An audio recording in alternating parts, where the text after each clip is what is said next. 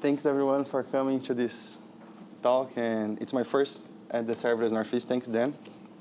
I hope to share a bit about my journey into serverless.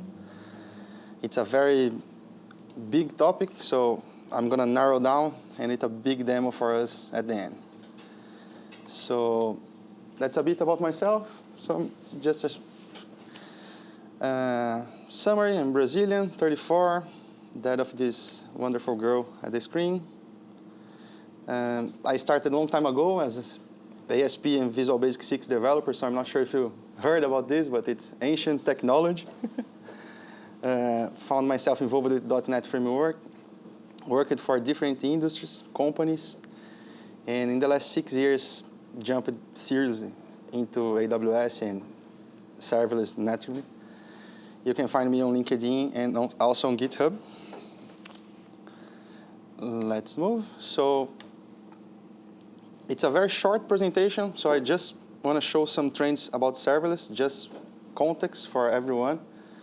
I know you are a very specific audience, so I'm not going to spend much time talking about serverless. SSL security checks. It's a security topic that I want to talk about and how I approach this with some automation and the demo. The demo, hopefully, I will spend most of the presentation during the demo, so you guys will all be happy.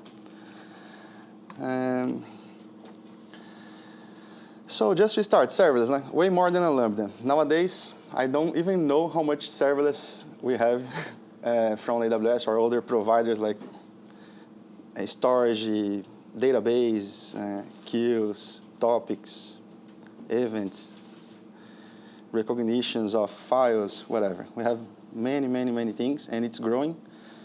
Today I'm going to cover some services that I already worked on, so I have more expertise and experience to share my experience.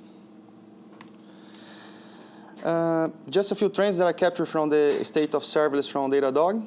So this was published in 2021, but it's looking back to 2020. Lambdas are growing, step functions as well. Computing is going to the edge. As you can see, many more people are going to deploy our solutions closer to the users.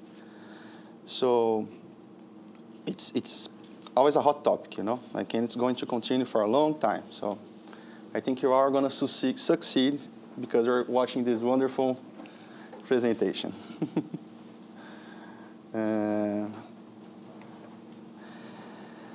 Okay, SSL security checks. This is my main topic. I had a manager that he came to me once and said, hey, I have a big spreadsheet list here with a lot of domains, and we need to know the state of these SSL certificates. We need to know if it's TLS 1.0 enable, if it's TLS 1.1, when the certificate is going to expire, the issue of the certificate, because we have so many services, and they don't even know if it was like AWS issued or DigiCert or CertSign, like random stuff. And a big spreadsheet. Who never got a very big spreadsheet with a lot of stuff to fill, you say, no, add a column for this, add a column for that. So I think they love spreadsheets, right? And at this point of my career, like I'm inclined to understand why they like so much spreadsheets to present this information to the stakeholders.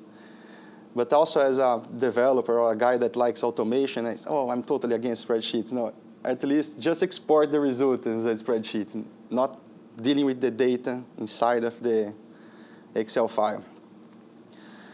And he told me this history, say, I need these columns, and I need this for Friday. So just a comment here from Dilbert, amazing.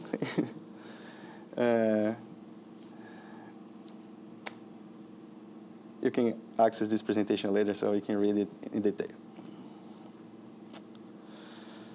So the challenge, it was a very big spreadsheet, more than 1,000 endpoints. That some were domains, some were IP address, like directly access to the server. And I started thinking, okay, I don't wanna deal with this spreadsheet. I don't wanna do that, like editing this spreadsheet. And I was a bit frustrated. But the challenge was there.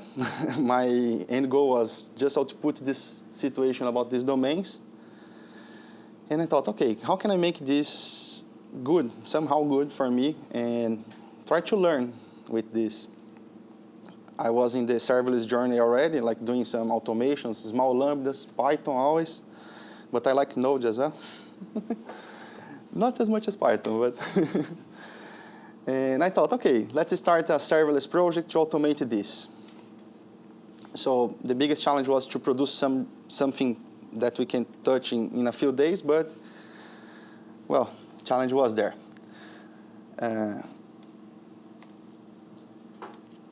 I always bring automation to my presentations because I'm very strong with automation, so I really think that we should automate everything, you know, like if you're doing, automate, because you're going to learn with the process, you're going to learn about the inputs and outputs, and you're going to make it better, you know, and someone can eventually contribute, see something that you didn't see in the beginning, so you have plenty of opportunity with automation. So automation and serverless equals hard.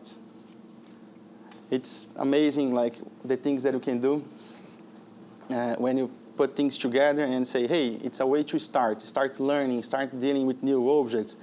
Sometimes you see new AWS service or a new, like, other provider service, and you say, hey, how can I use this? Maybe if you have a use case that can pick up some automation, connect the dots, and mix the data and output something, it's amazing. You can always learn and improve.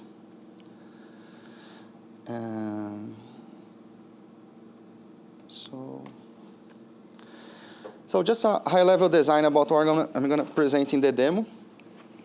I was with this challenge, a very big list of domains. I had to check these situations about the certificates, and I started to think, okay, do I have any public API that I can interact to solve my problem?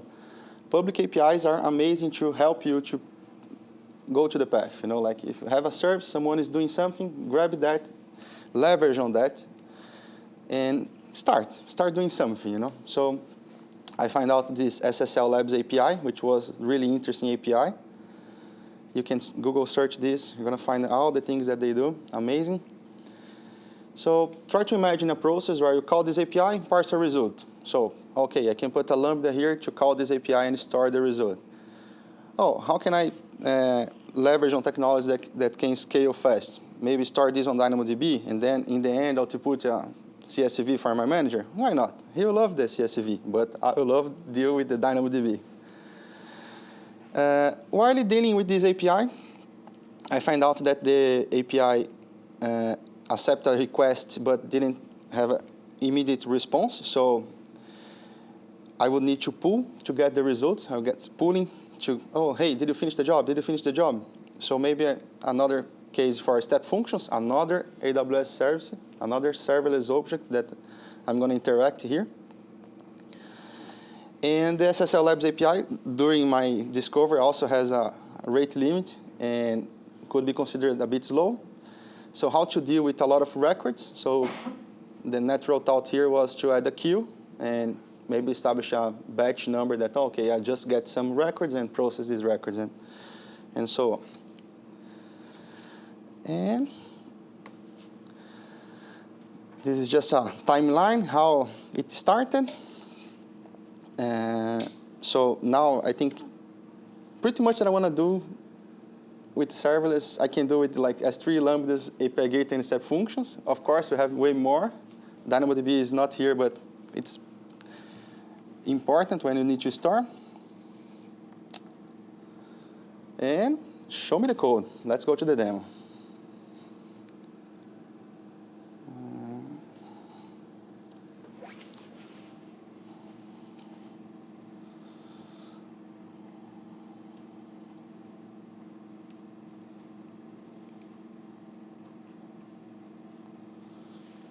It's really, really small, right?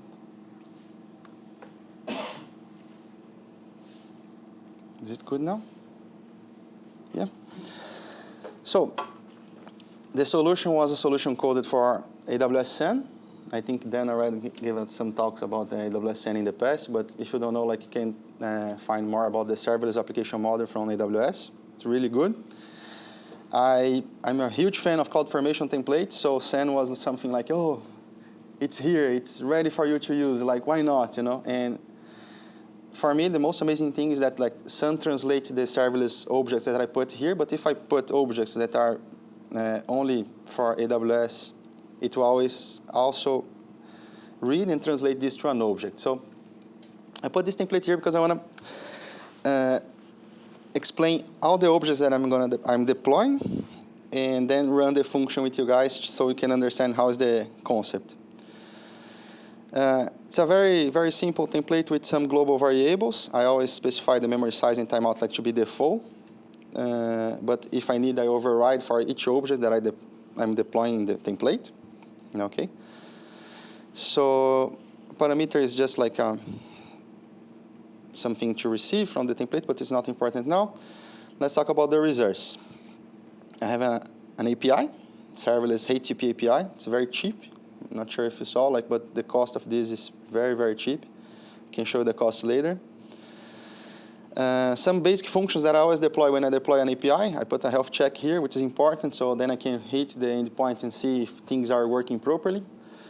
The health check, we can always extend the health check, like if we have dependencies with some other service, we can put something in this health check, and when they call the health check, they say, oh, expect a 200 OK.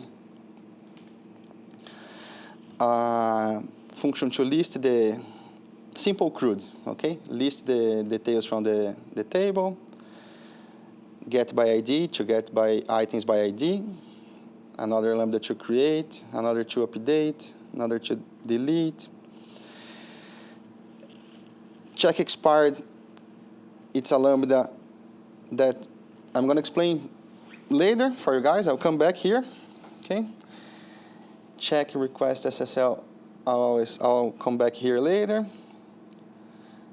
And yeah, submit SSL job, it's a simple lambda that is just interacting with the output and sending details to the queue. Check SSL job, pretty much the same. Get by URL is if I want to query some data from the DynamoDB table, passing the endpoint, the IP address, or the URL that I'm storing in this DynamoDB table. I want to show the DynamoDB table here, sorry. It's a live demo, so this always happens. Okay, my DynamoDB table here. Okay, it's a simple table with just one key. And with a provision throughput established here, so then no surprise in my billing, okay? The role that is associated with the lambda, some policies here, just an extra, and then let's show these 3 or 4 lambdas that are more important. So we have a lambda here, check expired. This lambda is going to run daily, every hour. It's an event associated here.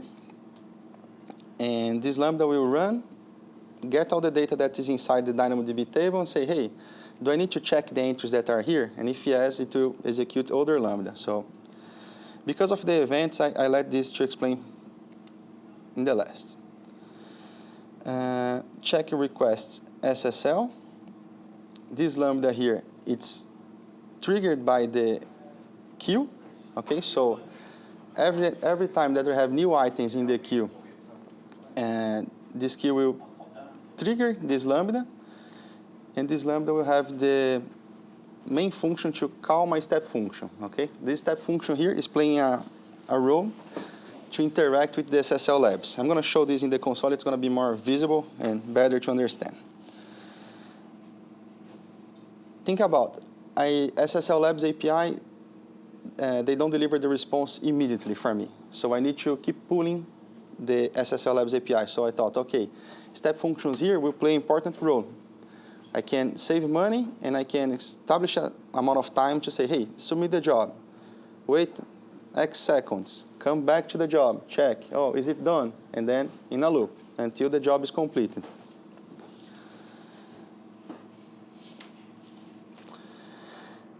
Collect SSL results is the lambda that's triggered in the end of my step function to say after the SSL Labs API process the the checks that I wanted. This lambda is triggered, and once this lambda is triggered, it will read the data and do something with the data. Here's the step function. I'm without the extension here to show the, sorry. This was the role of the state function, sorry.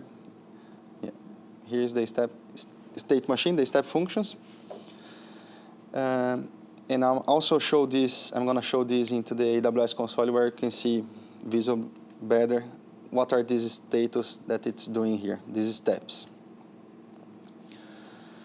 All this code is available in my GitHub repo, so you can clone and make pull requests as well. Why not? And open issues, no, okay? I'm joking. Okay, let's go to the AWS console.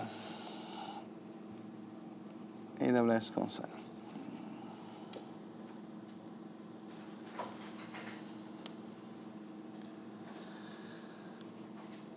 So this is the template that I just showed you guys. And these are all the resources that I'm deploying.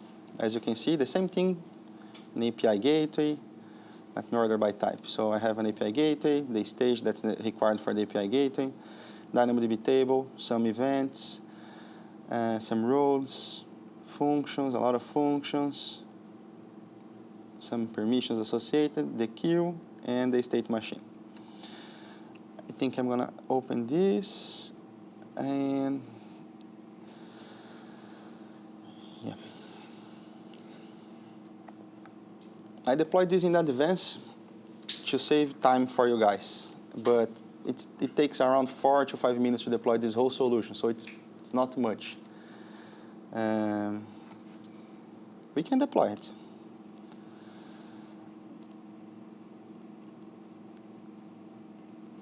So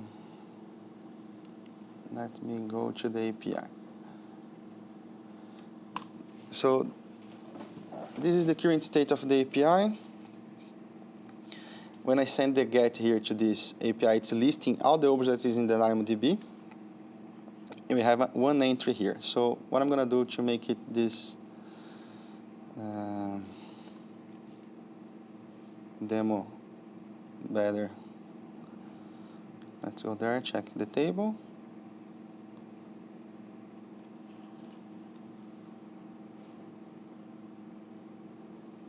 Let's delete this, and then let's go back to the API. So 0 items in the table. This DynamoDB expects what? Just an URL, okay? So just an endpoint that you want to check the SSL. In this case here, you have a post, and I'm going to post here CloudSoft.io, my current company, but also let's post another website. What's the website from the BG? BGSS.com. Okay, perfect. On the banner stands, funnily enough. Sorry? It's not on the banner stands, funnily enough. You didn't want it on there. Okay. Send. Okay, created. Every time that I created objects on DynamoDB, I have a good practice to also store 4 metadata fields. One is the ID is mandatory for my key schema, enable, created that, updated that. It's just a good practice so you can do some sorts and some queries easily. So when I get the data here, now we have 2 entries in this table, okay? So we have a CloudSoft.io and bgss.com. So now is the trick. I want to check this. Remember, the API is a bit slow, and I had to put these step functions on the top to talk with all these objects. So then, let's go to the step function.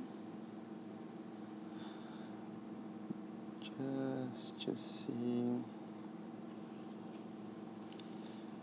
And here we have one method that I exposed as a function API as well, called checkExpired. This endpoint is just going to get all the data is in the DynamoDB table, post to the queue.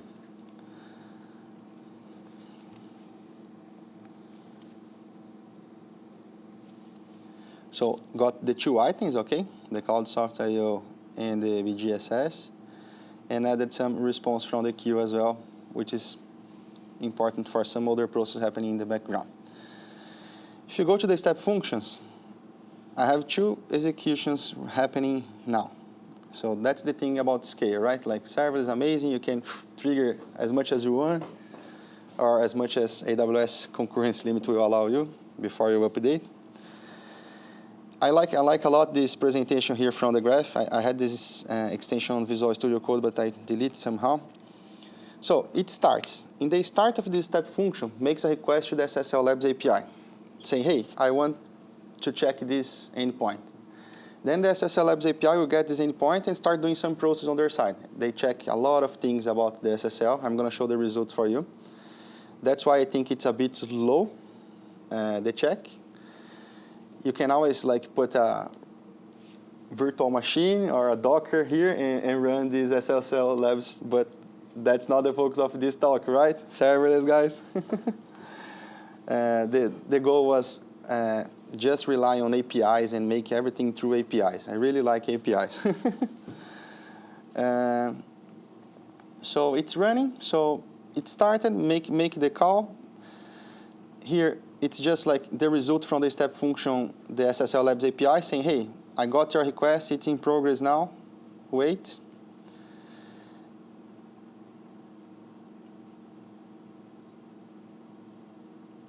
Oh, I'm clicking, oh, okay, it's in progress. It's in progress. So it's waiting, and then it's gonna hit again the SSL Labs API, check, hey, how is your job? Is it completed? Yes or no? Until completes or failed, something different than in progress. And then the states will change here for me. Let's check the executions. Both are running.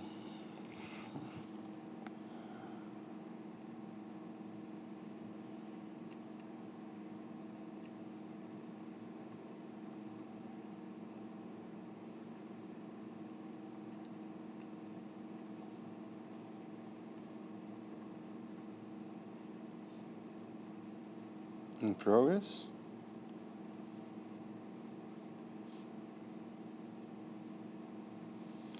And you can always check that it's executing this loop. It's executing.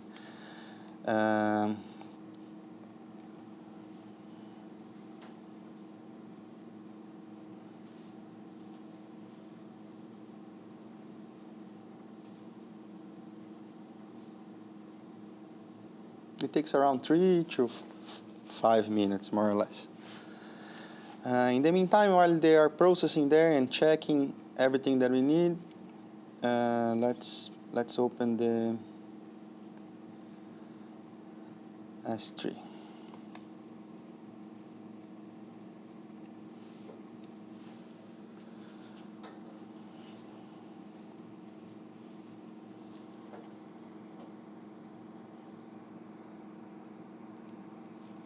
It is still processing.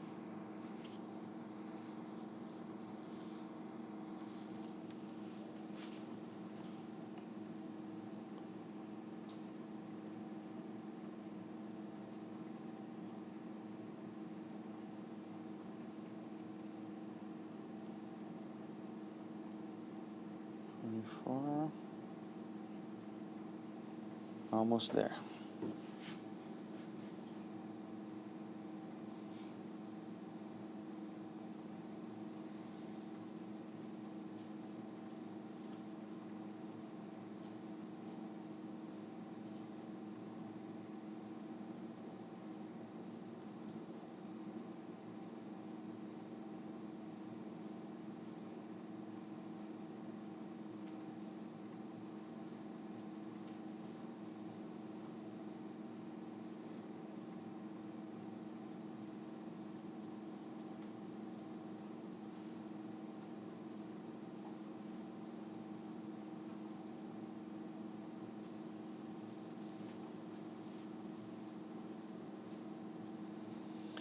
It's waiting 30 seconds to go and hit the SSL Labs API again.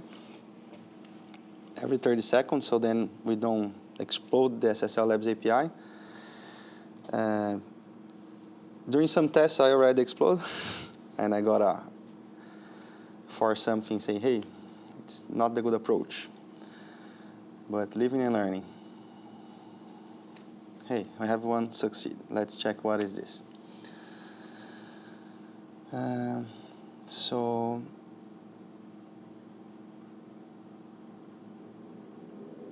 this was for the CloudSoft. After the SSL Labs API completed, say, hey, I have the results. The status is ready. So then I'm storing everything that they are sending back in a JSON, because the JSON is, the result is very big, very comprehensive in terms of information, metadata that it's providing about the certificate. And let me show you this. This from 18. Yeah, this one here. So let's download this. Let's open this. Command GTP, JSON. Yeah. So with this check from SSL Labs API, this is the output. The host, the port, 443, basic stuff. Then here in endpoints, we have a lot of good information. A lot of information about the certificate that, honestly, I don't know, to be honest.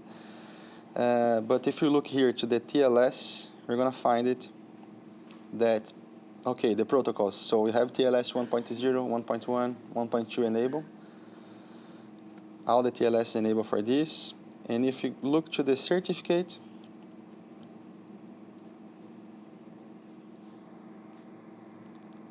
the ciphers, you have a lot of information, good information about the certificate.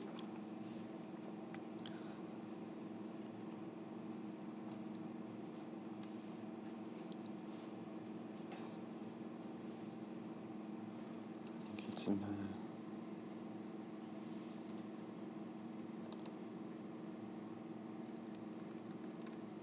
certs. Yeah, sorry. So, see how big is this file? Huh? A lot of information here. In the certificate option element, we have information about when it's going to expire. Also, alternate names and all the information about the certificate, who issued the certificate.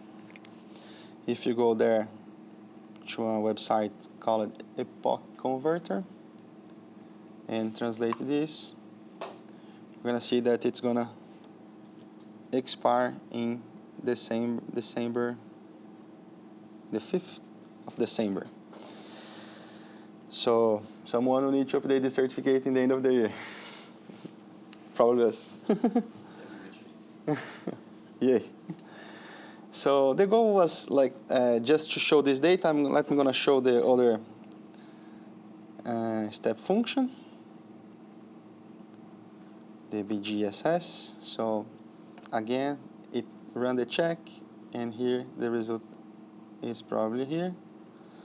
If you download this file and open it here, oh gosh. So the same, we see the host, and let's check the TLS.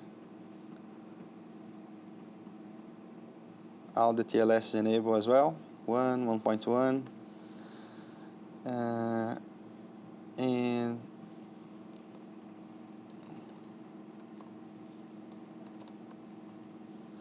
let's check. So Cloudflare. So this is probably on the level of the Cloudflare, which is,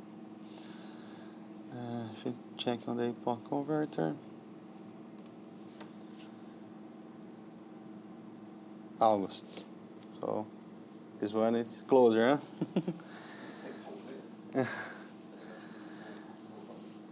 Yeah. And so imagine that we just run this for 2 domains, okay? And you're going to say, hey, what's the magic now? So the magic is, I don't have 1,000 domains here, but we could just go here and post different domains and just call the API and see how it's going to behave, you know? I'm not going to say that it's going to work 100%, but that's the point. Like, we need to work in the fallback and handle the exceptions and try to recheck this domain or the domains that failed.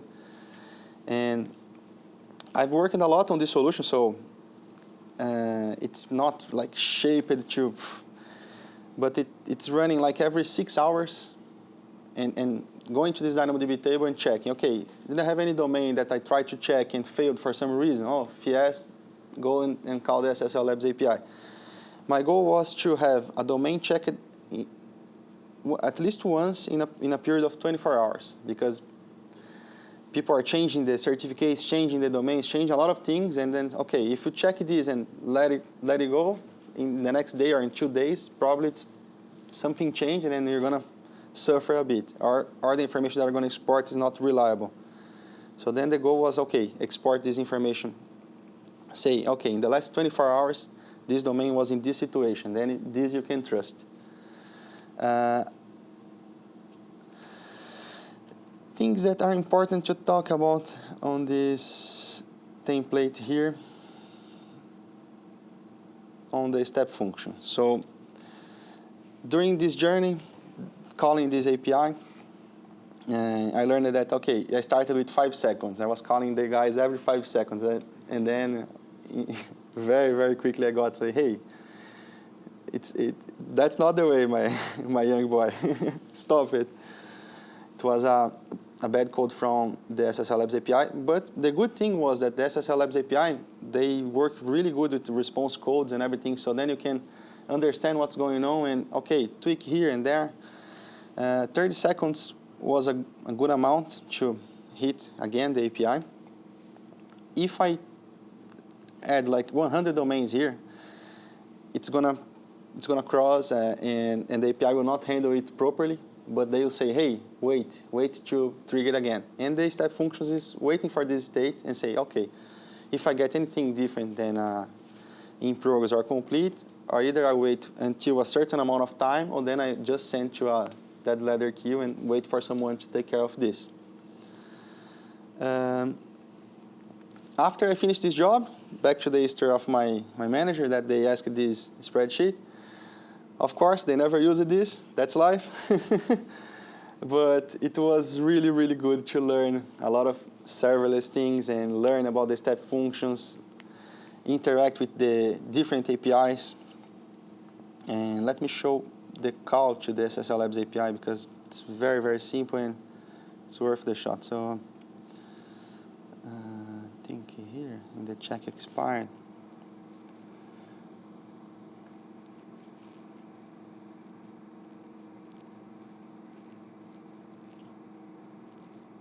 Or here. Yeah, this one here. See, they have a lot of good response, and I was trying to handle everything and say, hey, go this path, go the other path. When they returned the services overloaded was really, really good for me, saying, oh, I'm doing something wrong here. The payload that they receive, it's very simple. It's just host, publish, on, off. They have good documentation available online.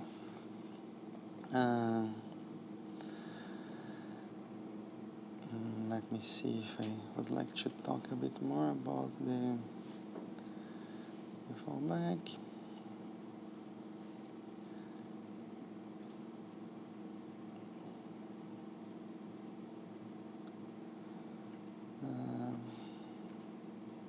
Yeah, I think that's it. That's my demo. Do you have any questions? Knowing what you know now about this, if you were to redo this. Sorry? Knowing what you know now about what you learned doing this, if you were to redo this, how would you change it? How would I change it?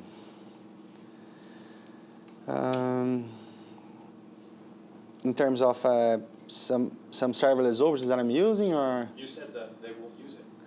Yeah, they So won't. Okay. If you wanted them to use it, how would you get them to use it? Probably I would advertise just the results, say, hey, you can get these results here in 5 minutes, and just hide everything that I did in terms of coding and serverless, because I don't know, it's different experience. Sometimes, in the end, they are just looking to the results, and like what I learned here, it's priceless, Maybe for them, mainly for me, maybe for them. Maybe they would like a jazzy front end. Yeah, you know, maybe they want to put a EC2 VM running the SSL Labs API and getting this result. But it's living and learning. Like, I look to this in two sides. Okay, I was able to output the result in the time, so I had to run like several times because of when I exploded in terms of URLs. I couldn't get the result in 1 hour or two, and like it took 1 day to get all the results. But what I remember is that when I compiled the spreadsheet, other teams didn't complete their part yet. So I was like one of the first guys that was able to say, hey, here is the output. But yeah, the solution is still, I think it's still live there, but nobody's using, to be honest. It happens.